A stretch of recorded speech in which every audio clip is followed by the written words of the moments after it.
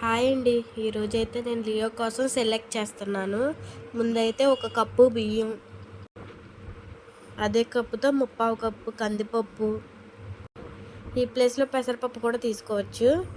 అలాగే పావు కప్పు దాకా బాదం పప్పు, ఇంకా పావు కప్పు దాకా జీడిపప్పులు, జీలకర్ర, వాము తీసుకోవాలి.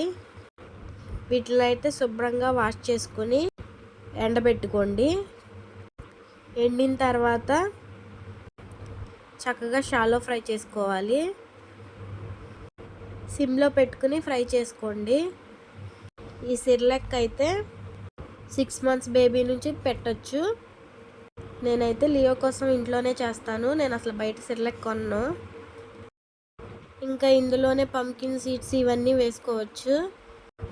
లియో అయితే ఇలానే ఇష్టంగా తింటాడు, అందుకని ఇలానే చేస్తాను. మనం బయట కొనడం కంటే మనం ఇంట్లో హైజీన్గా చేసుకోవచ్చు. మన ఇంట్లో చేసుకోవడం వల్ల పిల్లలకు కూడా హెల్త్ ప్రాబ్లమ్స్ ఏమి ఉండవు. ఇక్కడైతే నాకు మంచిగా ఫ్రై అయిపోయాయి. కొద్దిసేపు ఫ్యాన్ గాలి కింద చల్లారనివ్వండి. చల్లారిన తర్వాత మిక్సీ పట్టేసుకోవాలి. ఇట్లా ఫైన్ పేస్ట్గా పట్టేసుకోవాలి. ఇప్పుడైతే దీన్ని జల్లించేసుకుంటాను.